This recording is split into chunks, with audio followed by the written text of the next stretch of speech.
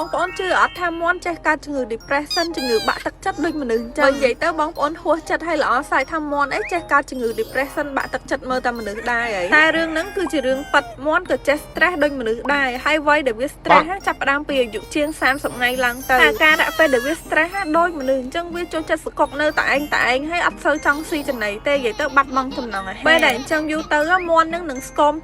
ទៅហើយបាក់យកមកងាកមកនិយាយពីមូលហេតុអីមិនមន់នឹង stress មិនមកពីសង្សារបែកចិត្តឬក៏លួចក្រាស់គេតែឯងទេគឺមានកត្តាច្រើនដែលធ្វើឲ្យមន់អាយុជាង30ថ្ងៃនឹងជួបបញ្ហា stress ទី1តកតងនឹងមជ្ឈដ្ឋានជុំវិញទ្រង់មន់គឺហប់អត់មានខ្យល់ចេញចូលហើយមានធំក្លិនទី2តកតងនឹងដងស៊ីតេមន់ច្រើនពេកធ្វើឲ្យទ្រង់នឹងចង្អៀតទី3តកតងនឹងចំណីបើសិនជាម្ចាស់ផ្ដាច់ហើយបដូរចំណីផ្សេងភ្លាមពេកក៏អត់បានបន្ស៊ាំតាមចំហៀនគឺធ្វើឲ្យមន់នឹងអាចប៉ុន្តែបើសិនជាម្ចាស់ដឹងរឿងមុនណាមន់អាយុជាង30ថ្ងៃដែលជាវ័យផ្ទុះជំងឺ3ធំទី1មន់ stress ទី2អសន្នរោគទី3ផ្ដាសាយផ្លូវដង្ហើមបានចាក់2+1បង្ការមុនណាមកសបុកអត់មានផ្ទុះជំងឺសូម្បីតែមួយក្បាលតុបទាត់ទៅជាប់